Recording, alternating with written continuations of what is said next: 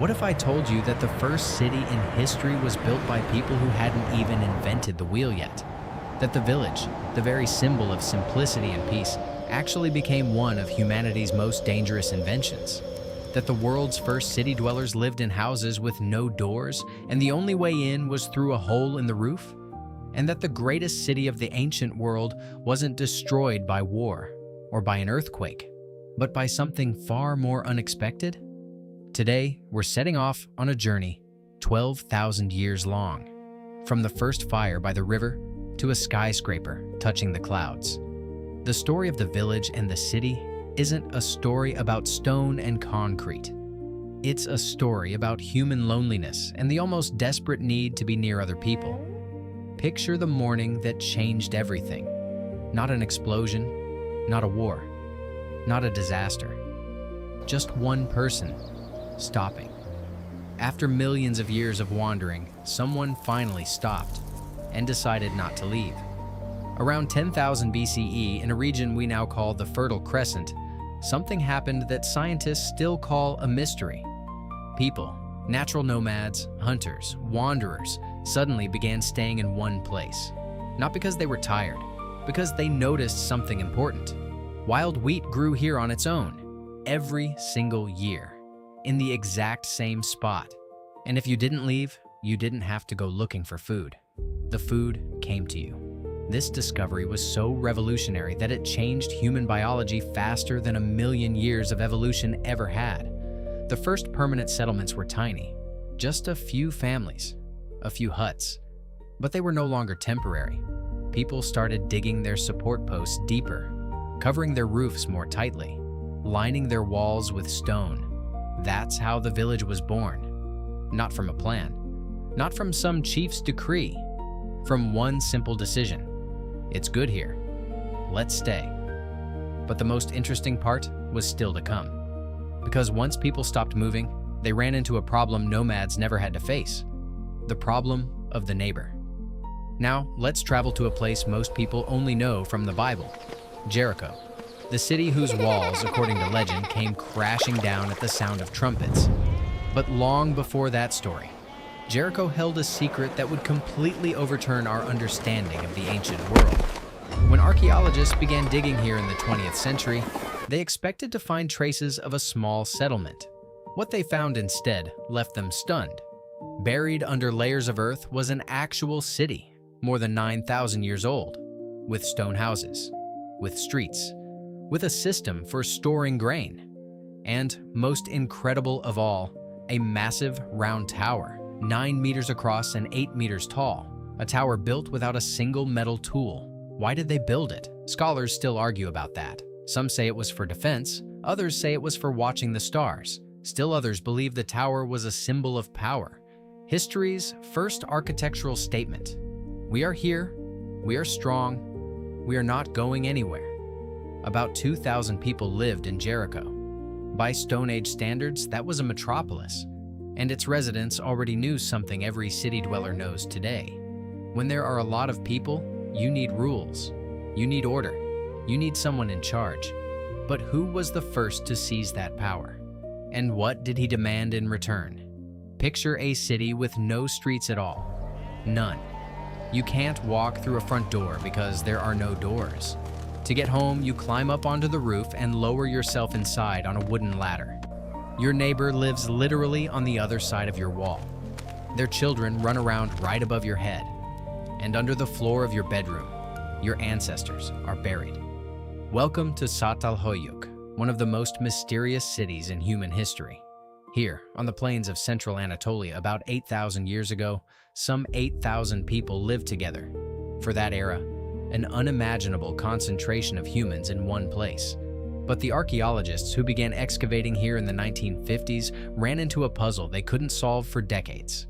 This city had no palace, no temple, not a single building bigger or richer than any other. Every house was roughly the same size. Every burial was equally modest. No trace of a king, a chief, or a priest. Çatalhöyük lived without hierarchy, without one person holding power over others. It may have been the first and the last truly equal city in human history. It lasted for 2,000 years. longer than the Roman Empire. And then it vanished, suddenly and completely. The people left, and to this day, nobody knows why.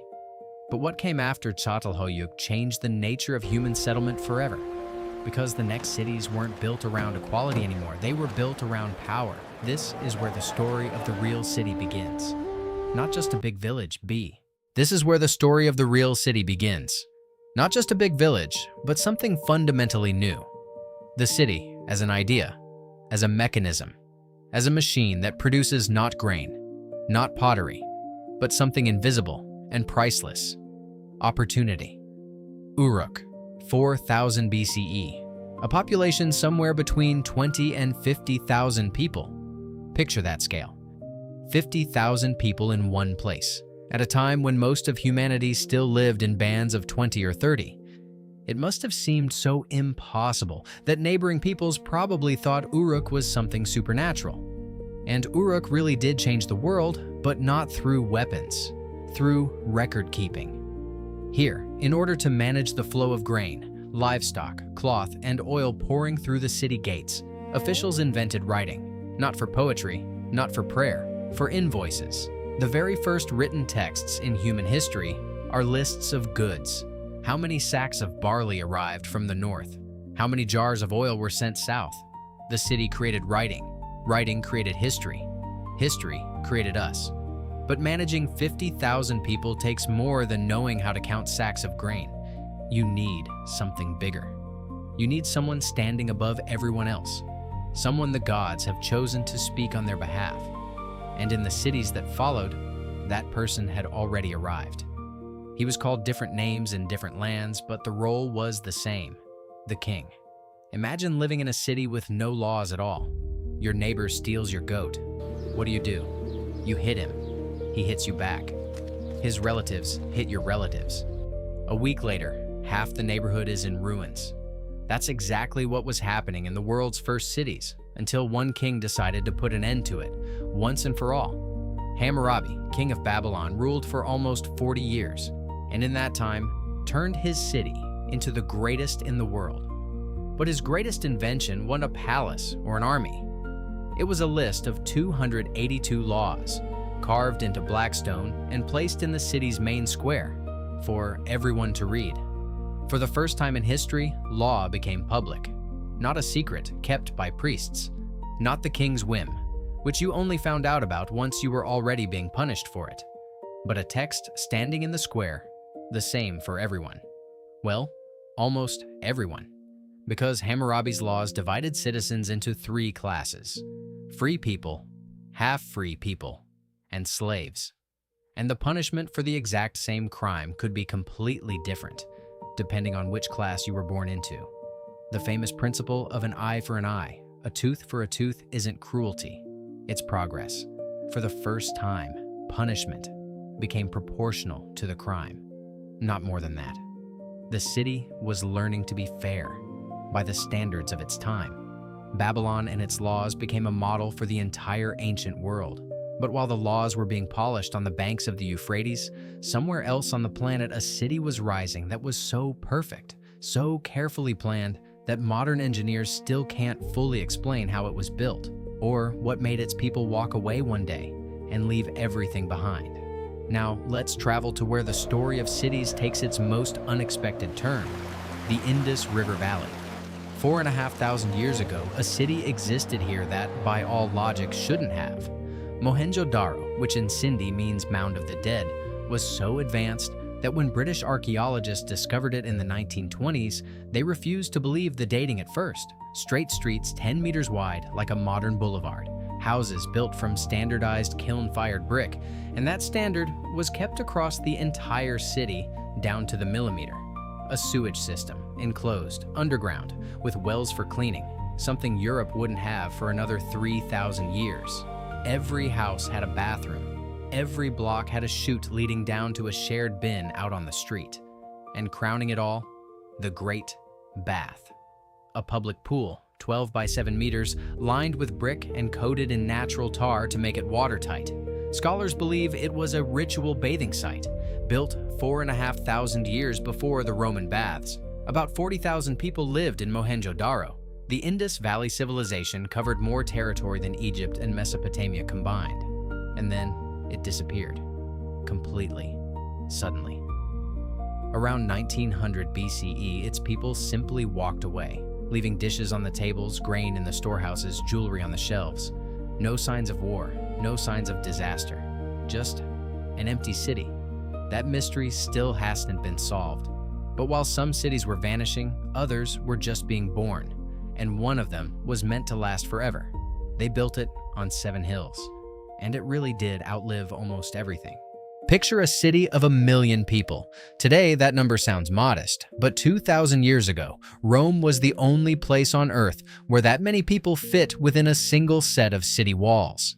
The first true metropolis in human history. And life inside it was so recognizable that reading the ancient sources, you'll realize people haven't really changed at all. The Romans sat in traffic jams. Julius Caesar banned carts from entering the city during the day. So, at night, the rumble of wheels on cobblestones kept half of Rome awake. Romans complained about noisy neighbors. In the apartment blocks called insulae, the walls were so thin you could hear every sneeze. Romans dealt with plumbing nightmares. The upper floors of those insulae had no running water, so tenants simply dumped their waste straight out the window onto the street. The law required you to shout a warning 3 times before doing it, but hardly anyone bothered.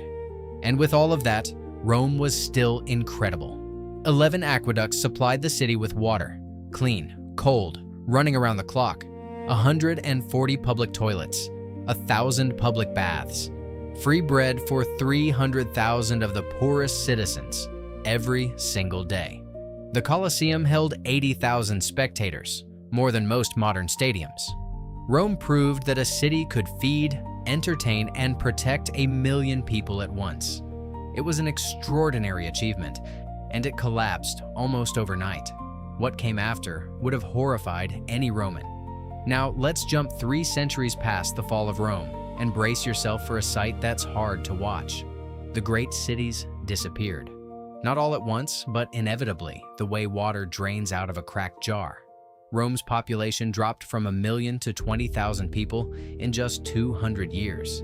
Constantinople held on, but in Western Europe, cities were literally being swallowed by forest. Former Roman provincial hubs, Londinium, Lugdunum, Augusta Treverorum, turned into villages where people grazed livestock among marble ruins, with no idea who had built these enormous stone structures, or why. People forgot how to build in stone, forgot how to run an aqueduct, forgot how to make concrete, a secret that would stay lost for 1,000 years. Europe's population collapsed, trade routes overgrew with weeds, coins fell out of circulation, and people went back to bartering. The city as an idea, as a place where strangers live side by side and trade goods and thoughts, nearly died. Nearly. Because while Europe sank into darkness on the other side of the world, urban life didn't just survive, it flourished like never before. While Londoners were living in wooden huts among Roman ruins, Baghdad was building libraries, holding 1 million books. And it was from there that the spark came that eventually woke Europe's cities from their 1,000-year sleep. But before that could happen, cities first had to learn to defend themselves. And one method of defense changed the shape of settlements so completely that we still recognize it in every old European town today. It was the wall. And the story of that wall is really the story of fear turned into architecture. Picture waking up in a medieval city. The first thing you hear is a bell. It's the city's real timekeeper, its main voice. It calls people to prayer, announces the market opening, warns of fire, sees off the dead. Without the bell, a medieval city is mute. Medieval European cities didn't grow out of imperial plans or royal decrees. They grew out of fear and trade. Fear pushed people to huddle together behind stone walls. Trade gave them a reason to stay. And gradually behind those walls, something emerged that neither Rome nor Babylon had ever known: self-governing citizens. Medieval townspeople, burghers as they were called in the German lands, began buying the right to govern themselves from their feudal lords, electing a mayor, setting their own taxes, trying their own criminals. It was a quiet revolution that historians of war never noticed, but it laid the foundation for modern democracy. But life behind the wall came at a horrific price. The medieval city was a killer. With no sewage system, forgotten along with the Roman aqueducts, waste ran straight down the streets. With no ventilation, houses were packed so tightly that sunlight didn't touch the pavement for months at a time. In conditions like that, disease spread like wildfire. And in 1347, ships arrived in Europe's port cities from the Crimea. On board was the plague. Within 3 years, it killed a third of Europe's population. Cities that had taken centuries to build lost half their people in a matter of months. But here's the incredible part. The plague didn't kill the cities. It transformed them. Because once millions had died, for the first time in history, the survivors actually started getting real pay for their labor. And out of that horror was born what we now call the middle class.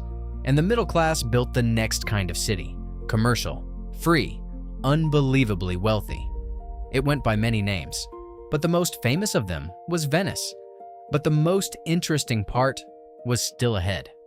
While European cities floundered through the Dark Ages, a story worthy of the Arabian Nights was unfolding in the East. Quite literally. 8th century Baghdad was the greatest city on earth. The Round City, a shape unique in the history of urban planning, was designed by the Caliph al-Mansur in just 3 years and built in 4. Its population topped 1 million, rivaling Rome at its peak. But unlike Rome, Baghdad didn't just feed and entertain its people. It thought. The House of Wisdom, the greatest library of the ancient world, held translations of nearly everything humanity had ever written. Greek mathematics, Persian astronomy, Indian medicine, all of it was translated, studied, expanded upon. It was in Baghdad that the algorithm was invented. The word itself comes from the name of the Baghdadi mathematician Al-Khwarizmi. It was here that hospitals in the modern sense first appeared, with separate wards, medical records, and doctors making their rounds. And on the other end of the trade route, stretching out from Baghdad across the known world, stood Venice. A city with no land under it, literally built on water, on piles driven into the seabed. A city that turned trade into an art form and raised the merchant to the rank of aristocrat. Venice invented the bank check, marine insurance, double-entry bookkeeping. Nearly everything the modern economy runs on was dreamed up here, in cramped offices tucked between the canals. 2 cities, Baghdad and Venice, proved to the world that a city's real wealth wasn't in its walls or its army. It was in ideas and trade. That discovery blew the world wide open, and the next explosion happened in the last place anyone expected, in the smoky, filthy, unbearable cities of the Industrial Revolution, where millions of people fled from the countryside chasing a better life, and found something else entirely. Picture the smell. That's where the story of the industrial city begins. The smell of sulfur, burning coal, acid, rotting waste, and sheer human overcrowding, so thick that newcomers from the countryside would literally faint right at the city gates.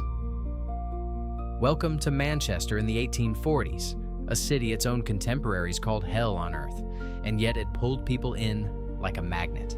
Over 50 years of industrial revolution, the populations of European cities grew 5, 10, 20 times over. In 1750, Manchester was a quiet town of 20,000 people. By 1850, it was a roaring industrial beast with 300,000. People weren't fleeing the countryside because life there was bad. They were fleeing because the city paid cash. Real money you could spend on anything you wanted. But the price was monstrous. The average life expectancy of a Manchester worker was 30 years. In the neighboring countryside, it was 45. Children worked 12-hour shifts in factories, 6 days a week. Entire families lived in a single room. Cholera outbreaks wiped out whole neighborhoods at once because, just like in the Dark Ages, there was no sewage system, and waste flowed straight into the same river people drew their drinking water from. It was here, looking out at these very streets, that a young German philosopher named Friedrich Engels wrote a book that shook the world. It was here that his friend Karl Marx realized the city had become a battlefield between those who owned the factories and those who worked in them. The industrial city gave birth to ideas that would redraw the map of the world in the century that followed. But inside that hell, a protest was already brewing, and the people who led it demanded the impossible. Greenery, fresh air, open space, dignity. They wanted to turn the city from a machine that processed human beings into a place where a person could actually live. Really live. And one man picked up a blank sheet of paper and drew a city of the future from scratch. And it's right here at the point where history comes full circle that the most important question of all begins. Not where cities came from, but where they're headed. Today, for the first time in human history, more than half of all people on Earth live in cities. Not in villages, not in small towns, in cities. That threshold was crossed in 2007, quietly, with no fanfare, no announcement. At some point, there were simply more urban people than rural ones, and that changed everything. By 2050, 7 out of every 10 people on the planet will live in cities. There are already megacities today that Rome, with its million residents, could never even have dreamed of. Tokyo, 37 million, Delhi, 33 million, Shanghai, 26 million. These aren't cities in the old sense of the word anymore. They're practically their own planets, with their own atmosphere, their own economy, their own laws of gravity.